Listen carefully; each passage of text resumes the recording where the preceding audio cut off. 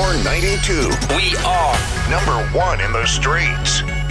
Going Power 92. We are #1 in the streets, Chicago. Today we're on a Zoom with the City Girls. We got JT and Young Miami. Thank you guys for joining me today. Thank you. Thank you for having us first. Yeah, absolutely. Absolutely. I know you guys have been busy. I know you guys have had a crazy media run. You guys look beautiful, by the way. Thank you. Yes. And you know what? I really wanted to congratulate you guys on all of your success. I want to give you your flowers right now. I want to say, Miami, you held it down, sis. Thank you. I've been to a lot of the concerts that you had here in Chicago, and I've met you before backstage, and I just want to say you really held it down while JT was down and out. JT, I want to say that I love your work ethic, and I love that you hit the ground running, okay? Right, like it was crazy. I admire that so much. You both are such heavy hitters to me in the game, and y'all females, so I love that y'all putting on for us. So I want to ask, what is it about being physically back together that you guys value the most? Well, I just like that we are back together and we both have an opinion on stuff together, and we can all come up with a conclusion together, and it's just like, you know, her energy and the arguments and the funny times and just everything about being back together, even though we're not really working how we want to work, what we want to work. But when we look back and we finally get to the milestones and we reach the peaks that we want to get to, we're going to laugh at these times, because it's just like right now we be like, oh, da-da-da-da-da. And I know we going to get far as we want to get. So I'm just thankful to be here at this downtime, like to have another downtime and another come up. Yeah, absolutely.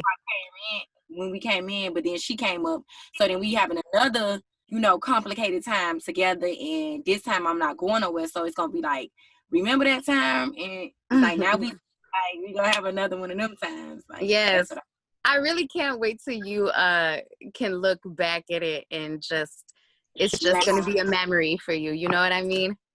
Mm-hmm. Yeah. What about you, Miami? What has been, you know, the one thing you value the most being back together? I say time, because we miss out on a lot of time. So like she said, every time we together, it's a moment. We arguing, we turning up. You know, it's just, for me, it's the time. Like, you know, the time that we put into our music, the time that we spend together, and then the times that we argue. Yeah. And the times that we cry together. And for me, it's just time. Like, the time that we share together, for me. And I really like your guys' friendship. I was reading a tweet the other day from Miami talking about how you blocked her, JT, from calling or something. I was like, I love that friendship. Oh my God, I have some time, because I besides, like, you know, like when you dating somebody, they can get under your skin easily. Like regular people in my life really can't get under my skin or make me upset, but it's like when she say something, I value her opinion so bad. So if she say, oh, you doing something fucked up, I'll be like, bitch, leave me alone, like, please. And then all week, so I said, you know what, I'm gonna really cuss her back out, because I was letting her get away with it, and I was like, you right all week. So I said, okay. I feel like you be really needing friends like that, though. You feel me? Yes, and she is like that. She, if it's about a man, if it's about, but then here she goes. So I was like, okay, you're right. She'll never say nothing. But it was like her 4th day. So I said, oh, Carisha, you on the road, bitch. That's healthy. I'm like, that's super healthy to me, though. But so I wanted to talk about, you know, the music. Obviously, you know, Jobs is getting a lot of support here in Chicago. We're on the radio. Like, we really, really, really love it here. And I want to talk about, you know, the new projects, because you guys showed Chicago a lot of love with collabing with Durk. You know, that meant a lot to us, especially because you guys didn't have that many collabs on the project. So let's talk about City on Lock and what that project really means to you guys, you know, at this point in your career. Carisha, I want you to talk. Okay. So City on Lock, it was really supposed to be like a mixtape. It wasn't supposed to be an album. It was supposed to be a mixtape. And it was like, you know, we put all our time and effort into it because with Girl Code, which was the last album, it got put together with old songs, old cut up verses from JT being that she wasn't here. So this project, it was very special because we worked on it together. You know, like Pussy Talk was one of the songs that I had pre-recorded. So when she got out, I just sent it to her. She put her verse on it, and it was like, you know, like the little Durk song. That was her idea. She came up with that idea. You know, she wanted to collab with him, and that's one of I'm a big both fan both of Durk. Like, I'm a big fan of Durk from like back then, before he had the little wigs and before his hair even grew out. When he had the low, and he was just in a background video of, I think. Damn, so you've been rocking with him for a minute. Yeah, like forever. It was like I think the Tape song, and he was just in the video. He wasn't even rapping. Like that's love. Yes, like real big fan of Durk, real big fan. So it was just like, and then he came back with the song as soon as I asked or whatever, and he came with two, and I picked the gangster one. I'm like, this more the vibe. I want to know all. So thank you, Lil Durk, by the way. Yes, you don't even know how excited I was when I saw that feature. I was like, come through for Chicago, baby. I loved it. What's your favorite records off of it? You know, there's 15 tracks, right? Yeah, like I like Pussy Talk. That's the one I like. I'm not gonna lie. Me too. Pussy Talk with and the beat is raw as hell too. The beat, and I promise you, like lately I've been feeling so good about Pussy Talk. Like sometimes I have doubts. Like I like Jobs, don't get me wrong, but it's something about Jobs that it just don't catch me. How Pussy Talk make me just back it up. Like Pussy Talk, I think it's how she be like, and then it's just maybe.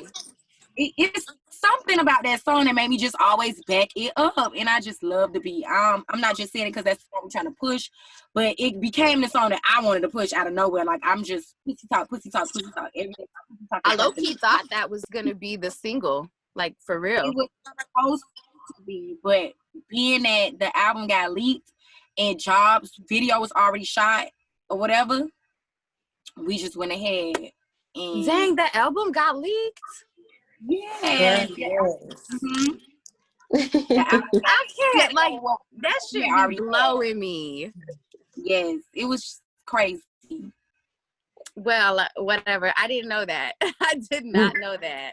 I can't imagine, like, what that's like to put in so much work into something and then it gets dropped without you guys even knowing. Like, I just can't imagine what that was like.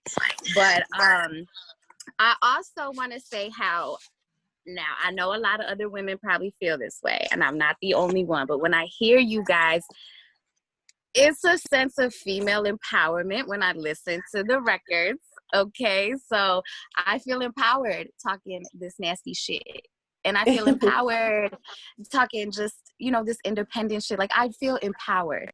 So what does that mean for you guys, female empowerment through your music? Was that something y'all be doing on purpose, or was it just y'all talking? Like, well, how do you guys feel about that? Y'all be feeling empowered? Yeah, sometimes I be going to listen to our music, like, to get lit or to feel confident. Because all girls got that little struggling with the little confidence sometimes. Sometimes we wake up, we not in the mood. Some of us are students. Some of us, like, we get our period. Women are just, like, sensitive creatures. So we be going through it. We be going through it. So we always need that push, and we thankful to, from the gate, come out and be a voice for women, like, of this, like, little generation that we got going on. Like, we came in raunchy, we came in talking shit about the men, we came in demanding, we came in all of that, and that's just what women need. We need an alter ego. Like, we just need an alter ego for women. I'm an alter ego. Sometimes I'm JT, but that I can relate. So my radio name is Money Mayha, and I'm just Mayha on the regular, but when I'm Money Mayha, like, something just I don't know what it is that comes out, but it most certainly do. But the conversation, you know, being that I'm on the radio every single day, like I'm hearing all kinds of things about you guys, about WAP and just the hypersexuality. And I'm just like, why does it make people so uncomfortable? Like, why do y'all think people are so uncomfortable with it?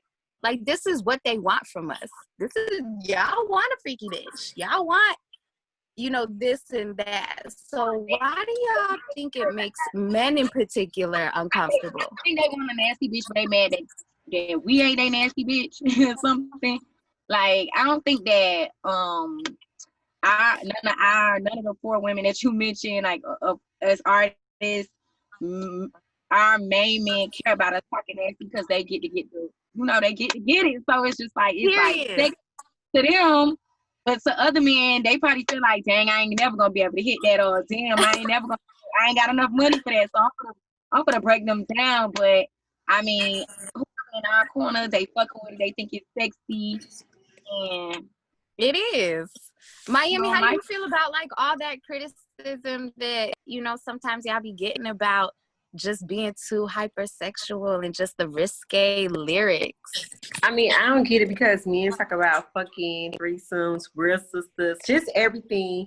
So it's like when we do it, we talking about our pussy or how we like to get fucked. It's a problem, but they can do it. So I just feel like majority of the men don't feel no type of ways. The ones that's speaking out, clout chasing. They must be in having no good ass pussy in a long time. So and I mean that's how I feel too.